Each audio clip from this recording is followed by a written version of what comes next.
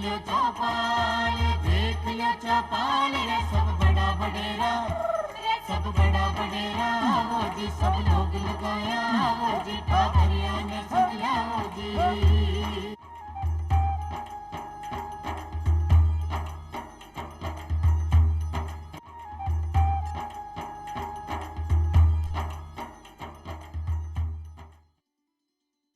चौपाल एक बड़ा सगळ्या ग्रामीण भाई बहनांना राम राम सा। भाई बहनांच्या चौपादरमा यहाँ पर रोजीना नवा नवा विषय ले रहता है करा सामटी जानकारी हासिल करा। उन्हीं प्रकार आज भी अपनी चौपादरमा यहाँ पे एक न्यारो निर्वल और एक नवादो विषय ले रहता है करसा और खासा महत्व जानकारी हासिल करसा।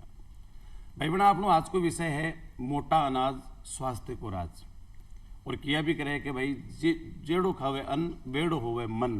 तो अभी क्या करके सूत्रो खावे अन्न तो तगड़ो रवे तन। अपना तन स्वस्थ रखवा के लिए निरोग रखवा के लिए आप अनाज के मैंने भी कुछ अच्छी गुणवत्ता वाला अनाज है को यदि आप सेवन करा तो निश्चित रूप से अपना शरीर ने एक तो सुपोषित एक अच्छो पोषण मिलसी और साथ ही साथ अपनो चित्त भी प्रसन्न रहसी, अपनो स्वास्थ्य भी बढ़िया रहसी। अनाज कई प्रकार का है लेकिन पूरा विश्व का महीना 2023 को जो वर्ष है बिको मोटा अनाज के ऊपर विशेष फोकस करो गए है। और मोटो अनाज बहुत महत्वपूर्ण है क्योंकि अपना भटका भी किया करता कि मोटो खाओ और मोटो पैरो। आप जगह वातावरण में पैदा भी जगह वातावरण में रह रहा हूँ और बी धरती पर पैदा हुआ वाली चीज़ें यदि आप खावा तो वह अपना शरीर का और ज़्यादा लागसी अपना शरीर में और ज़्यादा फायदो जैसी। तो भाई बहन आज आप यान की बातें कर अपनों आज को विषय फिर मोटा अनाज स्वास्थ्य को राज जी की जानकारी ले अपने बीच पधारे है प्रहलाद कुमार जी गुप्ता साहब जो को राजस्थान कृषि विभाग का मैंने संयुक्त निदेशक है। गुप्ता साहब आप चौपाल स्टूडियो में घणो घणो स्वागत है साहब। और भाई बहन साथ ही आपने बीच पधारे है शिवराम जी यादव साहब जगह कदन विकास निदेशालय का मैंने तकनीकी अधिकारी है। यादव साहब आपको भी चौपाल स्टूडियो में घणो घणो स्वागत है साहब। गुप्ता साहब सबसे पहले तो आप बताओ आप जी आज बात कर रहे हैं आप कदन की मोटा अनाज की तो वो मोटो अनाज कहीं है रे मोटा अनाज में कौन कौन सा अनाज शामिल करा? मोटा अनाज मेन अपने राजस्थान में कम वर्षा उष्ण तापीय वातावरण जलवायु अनियमित बरसात के कारण अपने यहाँ पे जो सिंचित क्षेत्र है वो बहुत कम होता है। तो अपनी यहाँ की जो फसलें हैं वो केवल वर्षा के ऊपर निर्भर हैं। तो राजस्थान में अधिक जो भूभाग है उसमें मोटा अनाज जैसे बाजरा है, ज्वार है, मक्का है, जौ, इसकी पैदावार राजस्थान के प्रत्येक भूभाग में करीब करीब सब जगह इसकी उपज ली जाती है। अपन इसको 18-19 से केंद्र सरकार के सहयोग से अपन इसकी मोटे अनाज को और बढ़ावा देने के लिए भारत सरकार और राज्य सरकार के सहयोग से अपन इसका उत्पादन अधिक एरिया में ले रहे हैं। और भारत सरकार भी कई तरीक़ों से इसको किसानों को सहायता उपलब्ध करा रही है। तो अपने जैसे मोटे अनाज में मेन जो है जौ है और मक्का है। तो 5 ज़िले तो जो हैं वो मक्का फसल के जो ट्राइबल एरिया है। अच्छा। उदयपुर है, बांसवाड़ा है, भीलवाड़ा है, चित्तौड़गढ़ है, डूंगरपुर है। ये 5 जिलों में मक्का बहुत तादाद में होती है और प्रोडक्ट मेन मतलब वहाँ पर प्रोडक्शन का मक्के का वो है।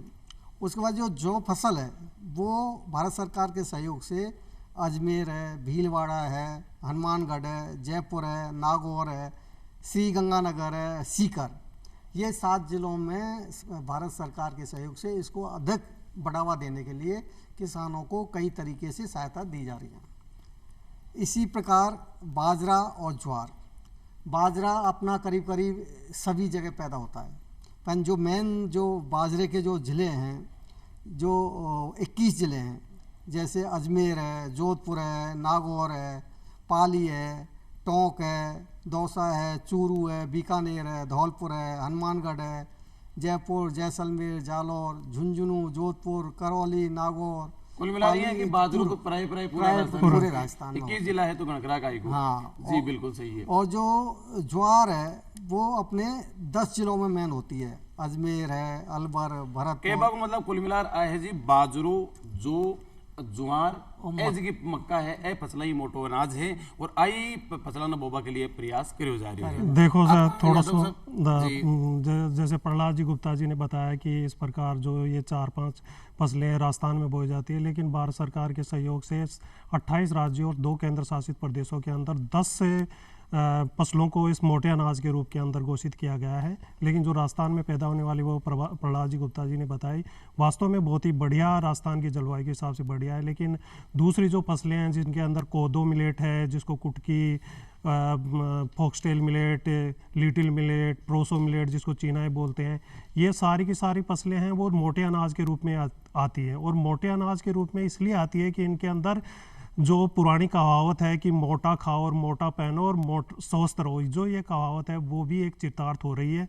कोरोना काल के अंदर जो गाँव के अंदर लोग इन फसलों के अनाज के खाद्यान्न को उपयोग करते थे, उनके अंदर सबसे ज़्यादा इम्यूनिटी पावर देखा गया और उनके अंदर एक बहुत बड़ी उपलब्धि हासिल की कि उन्हें कोरोना के अंदर भी एक इम्यूनिटी पावर शरीर में देखी गई। इसी कारण देखी गई कि इन्होंने सबसे ज़्यादा मोटे अनाजों का सेवन करते थे और आज भी कर रहे हैं। इस प्रकार गाँवों के अंदर अब गाँव से ये शहरों की तरफ बढ़ रहा है, शहरों से बढ़ के अब ये विश्व स्तर पर इसका कार्य किया जा रहा है। 2018 के अंदर भारत सरकार ने इसको राष्ट्रीय मिलेट वर्ष के रूप में घोषित किया गया था कि ये मिलेट्स वाली फसलें हैं, इनको सबसे ज़्यादा बोई जाए और सबसे ज़्यादा इनका उत्पादन करके इसका एक्सपोर्ट किया जाए, जिससे किसानों को भी फायदा हो और देश के आम नागरिक तक भी इन फसलों के व्यंजन एक थाली के अंदर पहुंचे। तो इनके अंदर ये 10 फसलों को शामिल किया गया। 10 फसलों के विकास के लिए भारत सरकार, केंद्र सरकार, भारत सरकार, राज्य सरकारों को राष्ट्रीय खाद्य सुरक्षा मिशन के तहत ये सारी सुविधाएं जो किसान को दी जा रही है, उन सुविधाओं के लिए उनको अमाउंट या फंड अवेलेबल करवाती है और राज्य सरकारें एक ग्रामीण स्तर से एक जो किसान के स्तर पे इसका कार्य कर रही है और किसानों के जीवन स्तर का भी इसके अंदर बहुत बड़ा महत्व है। तो जीवन को उठाने, उनके जीवन स्तर को सुधारने में भी एक महत्वपूर्ण भूमिका है। कुल मिला रही बता रहे हो कि कई प्रकार का बताइए, लेकिन राजस्थान में मुख्य रूप से चार जो है आपने जो रबी की फसलों में देखा तो, और खरीफ का मक्का है, बाजरा है और ज्वार है। और जो आपने जो अर्ध सिंचित है या थोड़ी बहुत पानी की व्यवस्था है बैठे तो जो भी उजाय रबी की, बाकी बाजरा मक्का जी गुप्ता जी बताएगी आथू जो आपने दिखना तो राजस्थान है, मेवाड़ को और वागड़ को बैठ है बी कमाने मक्का बहुत बढ़िया है, बाजरो पूरा में है। तो ए मोटा अनाज अपने स्वास्थ्य के लिए तो लाभदायक है ही है, और अगर सोच समझ के साथ आप खेती करें तो किसानों ने बहुत ज्यादा लाभ दे। अब एक आपसे जानकारी चाहूँ कि एक साधारण अनाज है, एक बात है मोटा अनाज की, एक गेहूं चावल भी है, एक तरफ आप बाजरा ज्वार जो मोटा अनाज की बात कर रहे हैं। तो एज का आम अनाज है बांसु मोटो अनाज की प्रकार ज़्यादा लाभदायक है भी मैं इनकी कहीं कहीं चीज़ पाई जाए कि जहाँ पता है कि कोरोना काल के मैंने जब गाँव का लोगों को सेवन करो तो इम्यूनिटी पावर बढ़े भी हूँ, बाकी रोग प्रतिरोधक क्षमता बढ़ी। तो कहीं कहीं चीज़ें हैं मोटा अनाज में कि वो आदमी ने निरोग रखे।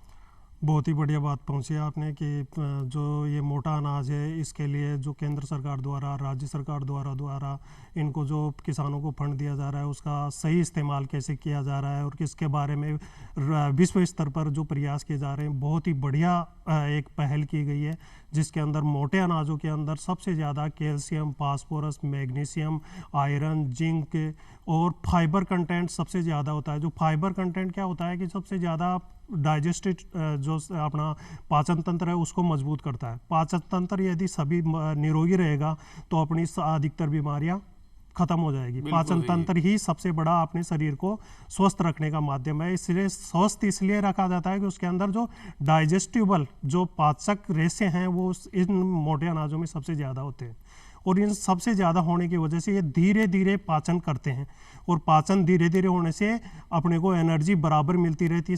शरीर को एनर्जी बराबर मिलती रहेगी तो हम उसके प्रति सहिष्णु होते रहेंगे और अपने खून के अंदर जो लाल रुधिर कणिकाएं हैं और जो सफ़ेद रुधिर कणिकाएं हैं उनकी मात्रा भी बढ़ेगी और उनकी मात्रा बढ़ने के साथ साथ के अंदर हड्डियों और मांसपेशियों में कैल्शियम और फास्फोरस की वजह से मजबूतता आती है, वो भी मजबूती आएगी और मजबूती के साथ साथ के अंदर आदमी के अंदर एक तरह से रोग प्रतिरोधक क्षमता विकसित होगी।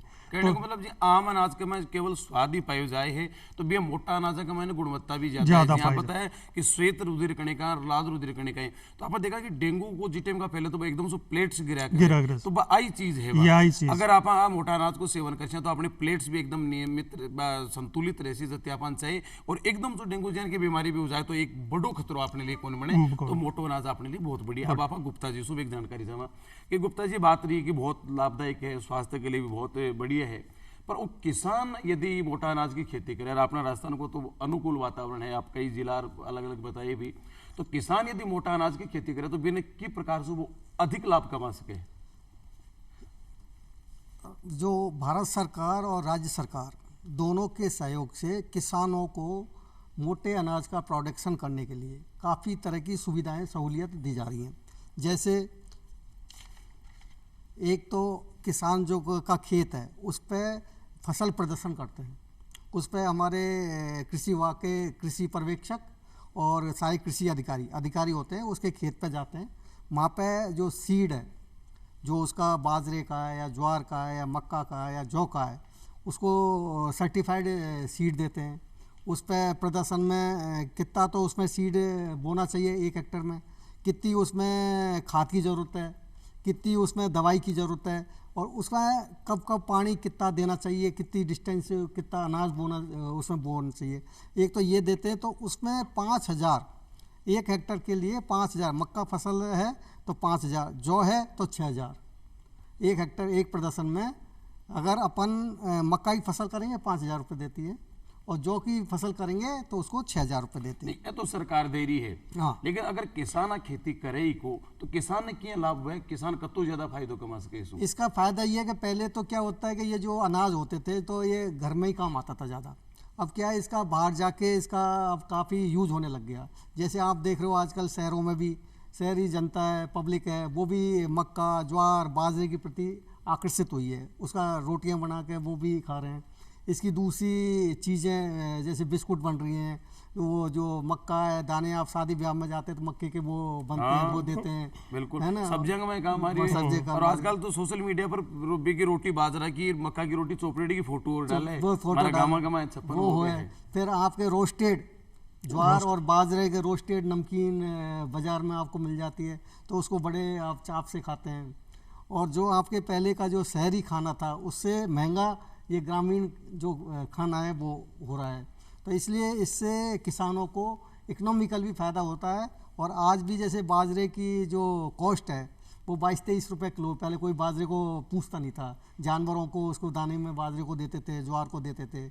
अब तो इसलिए इसको बढ़ावा देने के लिए भारत सरकार और राज्य सरकार बढ़ावा देने के लिए किसानों को इसको और प्रेरित की जा रही है। बिल्कुल, बहुत अच्छी बात बताई यादव साहब। अब आ रही 2023 को साल है जो पूरा विश्व के में कदन अनाज का रूप में मनाई जा रही है, मोटा अनाज के रूप में पूरा साल मनाई जा रही है। तो वो जो 2023 को साल है क्यों महत्वपूर्ण है? एक महीने जो मोटा अनाज के रूप में घोषित करो तो कहीं उद्देश्य है के पीछे? सबसे बड़ा तो मेन उद्देश्य है कि भारत को इसके अंदर नेतृत्व करने का मौका मिला है, क्योंकि सबसे पहला इसका जो प्रपोजल था वो संयुक्त राष्ट्र संघ के अंदर भारत सरकार ने ही उसमें रखा था, जिसके अंदर इसको अनुमोदन करने के लिए 2021 के अंदर इसका अनुमोदन किया गया था कि आप 2023 के अंदर भारत नेतृत्व करते हुए पूरे विश्व के अंदर अंतर्राष्ट्रीय मिलेट्स वर्ष घोषित किया जाएगा। जितने भी यूएनओ के सदस्य देश हैं, संयुक्त राष्ट्र संघ के जितने भी सदस्य देश हैं, उन सभी देशों के अंदर ये अंतर्राष्ट्रीय मिलेट्स वर्ष बनाया जाएगा। तो इसका मेन उद्देश्य था कि जो लोग अपने परंपरागत जो अनाज थे उनको भूल के जो नए अनाज आ गए उनकी तरफ आकर्षित हो गए थे, और आकर्षित होने के बाद में इतना पेस्टिसाइड इंसेक्टिसाइड जो जैसे कीटनाशक है, दवाइयाँ हैं, इनका ज़्यादा से ज़्यादा छिड़काव करके ज़्यादा से ज़्यादा उत्पादन ले रहे थे, जिससे कि ज़मीन की उपजाऊ क्षमता भी खत्म हो रही थी और उनके अंदर न्यूट्रिटिव वैल्यू भी कम होती जा रही थी, और लोगों के अंदर रोग प्रतिरोधक क्षमता भी उनको खाने से कम हो रही थी। तो अब जो अपनी पुरानी फसलें हैं, जिनको अपने शुरू के अंदर जिसको पहली फसल बोलते हैं, इसको मिलेट्स को, जो मोटे अनाज है, ये जिसको पौष्टिक अनाज को की श्रेणी में रखा गया है, तो ये पहली फसल है जिसने मनुष्य ने इसको बोया था और इसको खाया था। एक राजस्थान में एक कहावत है कि घास की रोटी बन बिलावड़ो ले भाग्यो। तो जिस प्रकार वो महाराणा प्रताप जी के जिस प्रकार का था, तो वो घास की रोटियां यही थी, मोटा अनाज की रोटियां ही थी। तो उसी के अंदर जो न्यूट्रिटिव पावर था, वो जो न्यूट्रिशनल पौष्टिक क्षमता थी, वो इसी के कारण थी। तो इन सब के अंदर सबसे बड़ा जो कारण है अंतर्राष्ट्रीय वर्ष बनाने का, उसके अंदर यह है कि जो पुरानी फसलें हैं और जिनके अंदर ज़्यादा से ज़्यादा पौष्टिकता है, उन फसलों को वापस उन प्रत्येक नागरिक की थाली के अंदर लाया जाए, जिससे कि ज़्यादा से ज़्यादा उनके अंदर प्रतिरोधक रोगों से लड़ने की शक्ति बढ़े। और साथ के अंदर उन किसानों को जिन किसानों के पास में इनपुट यानी कि जो सुविधाओं का अभाव है, जैसे कि पानी की अनुपलब्धता है, यहाँ जहाँ पानी नहीं है, रेगिस्तानी इलाके हैं, वहाँ पे भी इन फसलों को उगाया जा सकता है कम पानी और कम समय के अंदर, और बहुत कम समय के अंदर ये पककर तैयार होने वाली फसलें हैं। तो इस उद्देश्य से पूरे विश्व के अंदर जो 3/4 समुद्र कहते हैं समुद्र है, लेकिन समुद्र 3/4 है, लेकिन पानी जो यूजेबल है वो केवल 1/10 भाग है, वो बहुत ही कम होता जा रहा है। और कम होते होते बिल्कुल जो ग्राउंड लेवल वाटर है वहाँ डार्क जोन घोषित कर दिए गए। राजस्थान में तो पहले से ही डार्क जोन था, लेकिन राजस्थान के परिप्रेक्ष्य में भी एक बहुत बड़ा उपलब्धि है कि इन फसलों का उत्पादन ज़्यादा से ज़्यादा कम पानी के अंदर ही हो रहा है। और बाजरा भारत की सबसे बड़ा उत्पादक राज्य है, और इस फसलों का बाहर के देशों के अंदर आयात करने के लिए भी एक जो दीवार बंदी हुई थी वो दीवार भी खुलेगी। इन अंतर्राष्ट्रीय जो मिलेट्स वर्ष बनाया जाएगा उसके अंदर भारत सबसे ज़्यादा विश्व के अंदर 20% मिलेट्स का उत्पादन करता है, और साथ के अंदर एशिया के अंदर 80% मिलेट्स का उत्पादन करता है। तो ये एक अपने लिए बहुत ही चुनौती की बात है। चुनौती के साथ साथ में अपने गर्व की बात है कि 2023 को हम अपने देश के लिए और अपने स्वाभिमान के लिए और साथ ही अपने स्वास्थ्य के लिए भी चुनौती कम मतलब उपलब्धि मान रही हूँ कि जिस हिसाब से आप बताया कि कम पानी के मायने, कम समय में, कम मेहनत में, तो अपना राजस्थान की तो भौगोलिक परिस्थितियों के लिए बहुत अनुकूल है। अब तो अपना भाई किसान भाई बहना अपना राजस्थान के लिए बहुत बड़ी उपलब्धि है कि जिसका सरकार का निर्देश है अपना पूरा विश्व लेवल पर जब की मांग है पूरा विश्व में एक उत्पादन की आपने मांग भरी। आपने खुशी की बात की राजस्थान मोटा अनाज उत्पादन कर बड़ो भारत में पहला नंबर को राज्य है। तो आप अगर समय के साथ पाउंडो बढ़ावा और ये बात ना अंग्रेजा ये बात ने स्वीकार करा और कदम बढ़ावा तो निश्चित रूप से अपनी आर्थिक स्थिति भी बढ़सी। और प्रधानमंत्री जी को सपनों है कि हमारे देश को किसान है वो निरोग रहे, हमारे बहुत संपन्न बने, समृद्ध बने, बाको सपनों भी पूरी करा। निश्चित रूप से भारत माता खुशहाल वैसी। अब आप जानकारी समझिए यहाँ अपने जी मोटा अनाज की खेती राजस्थान का परिप्रेक्ष्य में देखा तो जी परंपरागत खेती होती आ रही है 20 हुई है कोई नई तकनीकी आप करा तो ठीक रहे। अभी इसमें भारत सरकार राज्य सरकार के सहयोग से जगह जगह किसानों के खेतों पे गाँवों में जैसे बड़े मेले करके इस तरह के इस तकनीकी जानकारी दी जा रही है किसानों को। कृषि विभाग भी यहाँ भी हर खंड पे जाके एक मेलों का वो कर रहा है आयोजन। तो उसमें जो तकनीकी है वो पूरी तकनीकी किसानों को बताई जाती है।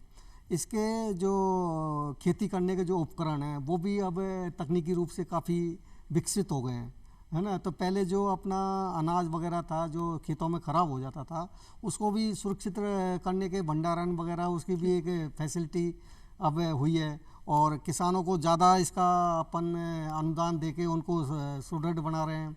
अगर खरीफ की फसल जो जिसमें बाजरा ज्वार मक्का ये होती है उसमें ही किसानों को सबसे ज़्यादा नुकसान प्राकृतिक रूप से होता है। या तो बरसात ज़्यादा हो गई या फिर बरसात हुई नहीं, अकाल पड़ गया। तो उसमें भारत सरकार के सहयोग से प्रधानमंत्री फसल बीमा योजना, अगर किसी किसान भाई के खेत में अतिवृष्टि से या अकाल से कम पैदावार हुई है तो उसको किसान को इसमें सहायता दी जाती है। यानी तकनीकी तो है ही, साथ साथ आप जो प्रधानमंत्री बीमा योजना है कृषि बीमा योजना भी को भी अपन लाभ लेना चाहिए। और यादव साहब आप तो खुद तकनीकी अधिकारी हो, तो इन कौन सी नई तकनीकों को प्रयोग हो रही है और कई तकनीकों को प्रयोग तो भी के लिए कोई किसान प्रशिक्षण भी दिया जाएगा? देखो सबसे बड़ी पहली बात तो यही है कि अपने पास में यदि किसान के पास में तकनीकी होगी तभी वो सुदृढ़ हो पाएगा। तो सुदृढ़ होने का सबसे बड़ा है कि किसानों को नई नई वेराइटियाँ जो ज़्यादा उत्पादन देने वाली है वो कृषि विश्वविद्यालय कृषि अनुसंधान केंद्र है वहाँ पे विकसित की जा रही है, जिनके अंदर जैसे बाजरे की वैरायटी है वो बायोफोर्टिफाइड वैरायटी के नाम से डेवलप की गई है, जिनके अंदर आयरन और जिंक की मात्रा सबसे ज़्यादा होती है। जो माल न्यूट्रिशन होता है, कुपोषण के शिकार होती हैं महिलाएं, जो गर्भवती महिलाएं हैं, उन गर्भवती महिलाओं को जो बाजरे की नई वेराइटियाँ हैं, ज्वार की जो नई वेराइटियाँ हैं, कंपोजिट वेराइटियाँ हैं, और दूसरी रागी के जो सर्दी के अंदर रागी के लड्डू, रागी के पीडीएस सिस्टम में भी अब चालू कर दिया गया है कि रागी और बाजरा का पीडीएस जो पब्लिक डिस्ट्रीब्यूशन सिस्टम है उसके अंदर भी इनका वितरण गेहूं के स्थान पे ये भी किया जा रहा है। तो सबसे बड़ा है कि आप सही और अच्छी वैरायटी बोओगे तब उत्पादन होगा। तो किसानों को नई वैरायटी उपलब्ध करवा रहे हैं, उसके लिए नई तकनीकी जैसे नए कृषि यंत्र उनको उपलब्ध करवाए जा रहे हैं, वो भी सब्सिडी बेस पे उपलब्ध करवाए जा रहे हैं। डेमोस्ट्रेशन दिया जा रहा है किसानों को, नई वेराइटी और पुरानी वेराइटी के अंदर डिफरेंस करके बताया जा रहा है कि ये नई वेराइटी का जो बीज है वो आप इस खेत में लगाइए और पुरानी जो आप वेराइटी परंपरागत ले रहे हो उसका वेराइटी का इधर लगाइए। दोनों में डिफरेंस देखिए कि किस में ज़्यादा हो रहा है, तो वो प्रदर्शन लगाया जा रहा है, फ्री ऑफ कॉस्ट के अंदर दिया जा रहा है। जमीन की जांच भी करा जमीन की जांच ही हो रही है, भूमि मिट्टी पर। और साथ के अंदर जो ड्रिप इरिगेशन है, जो इरिगेशन जो सिंचाई सुविधाओं के लिए जो अनुदान दिया जा रहा है वो भी ड्रिप इरिगेशन में भी दिया जा रहा है और फुहारा पद्धति के अंदर भी दिया जा रहा है। खेत तलाई के अंदर भी उनको खुदवा के उनको पूरा 90% अनुदान दिया जा रहा है। इस प्रकार का एक प्रावधान किया गया। इंसेक्टिसाइड जो जैसे इंसेक्टिसाइड, पेस्टिसाइड है, राइजोबियम कल्चर और बीज का मेन सबसे जो मोटो होता है कि जो कुछ बीमारियां होती है जो बीज के साथ में लगती है, यदि बीज का सही उपचार नहीं किया गया तो बीजों का उपचार सही नहीं किया गया तो वो पौधा नहीं बन पाता है। जैसे कि prevention is better than cure, यदि ये कहावत है तो इस कहावत का मतलब ये है कि जब तक अपन उसका सावधानी से उपचार नहीं करेंगे तो जो ज़मीन वाली बीमारियां हैं वो नहीं लग पाएगी और पौधा सुदृढ़ होगा और सबसे ज़्यादा होगा। तो बीजोपचार के लिए प्रशिक्षण दिया जा रहा है। उसके अंदर FRI एक मेथड है जिसमें पहले फंजीसाइड फफूंदीनाशक, फिर कीटनाशक, फिर राइजोबियम कल्चर, इस प्रकार का इसके अंदर कुल मिलाकर बहुत अच्छी जानकारी दी आपके। पहले सबसे पहले बीजोपचार है कि जी हाँ कोई भी चीज़ आपने जी हाँ एक जीवन से संबंधित देखो अपने बच्चों कोई के माता बहन के जब गर्भ के महीने वो स्थान ले जिस दिन से भी को उपचार आप चालू करते हैं की पूरी जांच है तो वो एक निरोग बच्चों जो तो बीजोपचार पहले सबसे महत्वपूर्ण है, तो फिर सारी फसल बहुत बढ़िया हो जाएगी। आप बीजोपचार के द्वारा आप बीज के मैंने जी आप बताया कि इसका कीटनाशक को प्रयोग भी करो, आप पूरी सावचेती भी रखी, मौसम से भी बचा ली और बहुत बढ़िया आपने फसल उपज होगी। अभी की उपज को आप सही मूल्य मिले इसलिए भी आम मंडी में, साधारण मंडी है, बीमा ही बेचा या आपने बेच कोई नया प्लेटफॉर्म भी जगह के माध्यम से अपन उपज को अच्छा लाभ मिल सके। अभी भारत सरकार ने पूरी जो अपनी मंडियां हैं उसको ई-नाम के नाम से घोषित कर दिया है। उसमें आप ऑल ओवर इंडिया कोई भी व्यापारी आपके मंडी में खरीद सकता है उसको। अगर आपको कहीं पे बाजे की कीमत 25 रुपये किलो मिल रही है तो वो कैलकाटा में बैठा हुआ आदमी राजस्थान के मंडी में ख़रीद लेगा। तो ये सबसे जो पहले मोनोपोली ये थी कि भाई राजस्थान का मंडी में वो जो व्यापारी है वो अपने हिसाब से जो बोली लगाता था उसमें ही किसान को मजबूरी होती थी कि उसी रेट में भेजे। अब वो वाली चीज़ ख़त्म हो गई। तो भारत सरकार ने ये ऑनलाइन प्लेटफॉर्म ई-नाम के नाम से तैयार किया है जिसमें उसको पूरे इंडिया के पूरे मार्केट को वो देख ले और जहाँ उसको ज़्यादा पैसा मिले वहाँ उसको वो बेचे। जी बहुत बढ़िया जानकारी। तो एक हमारा थोड़ा सा मैं तो जोड़ना चाहूँगा कि जैसे गुप्ता साहब ने बताया कि ये एक ई-नाम का पोर्टल है जिसको कहते हैं इलेक्ट्रॉनिक राष्ट्रीय कृषि बाजार। तो ये इलेक्ट्रॉनिक राष्ट्रीय कृषि बाजार ये एक बहुत बड़ा प्लेटफॉर्म है, एक पोर्टल के रूप में है। तो जो ये मंडियों का जोड़ने का जैसे गुप्ता जी ने बताया तो ये एक बहुत ही बड़ा अचीवमेंट है सरकार के लिए भी और किसानों के लिए भी। लेकिन किसान इसके अंदर अभी तक इसके बारे में पूरे अवेयरनेस नहीं आ पाई है, तो वो केवल ये सोचता है कि हमारे पास में मंडी है वहीं जाके बेचेंगे। लेकिन उसके अंदर यदि कोई जाके देखता है तो उसके अंदर रजिस्ट्रेशन करवाना ज़रूरी होता है किसानों को। रजिस्ट्रेशन उसके अंदर ऑनलाइन करके आप उसकी मंडी जो आपका अनाज है उसकी फ़ोटो खींच के आप भेज सकते हो। तो उसके अंदर यदि आप दूर के हैं, दूर के किसान है कि मंडी आपसे दूर पड़ रही है, कोलकाता भेजना है या इंग्लैंड भेजना है, कहीं पे भी भेजना है, तो आपको उसके अंदर ई-रेल योजना एक उसके अंदर ही जुड़ी हुई योजना है। ई-रेल योजना के माध्यम से एक स्थान से दूसरे स्थान पे, एक राज्य से दूसरे स्थान पे आप एक राज्य का माल दूसरे राज्य में पहुंचा सकते हो मिनिमम कॉस्ट पे। और ट्रांसपोर्ट जो यूनियन है वो भी इससे जुड़ी हुई है जिसमें तो चालता चालता एक छोटी जानकारी और समझो तो बता दी बहुत ई-नाम के माध्यम से बढ़िया। अब आदमी अगर कोई प्रोसेसिंग यूनिट लगा हुआ सब खुद ही एक छोटे मोटे कारखाना लगा हुआ कि बाजरा सू मैं हमारा मक्का सू कोई चीज़ बना बेचूं तो बिक के लिए भी कोई लोन अनुदान की हाँ सबसे बड़ी जो यह है कि भारत सरकार की एक योजना है जिसके अंदर 10,000 FPOs का गठन करना है जिनके अंदर किसान उत्पादक संगठन बनाने की सबसे बड़ी एक उपलब्धि के अंदर देखा जा रहा है किसानों के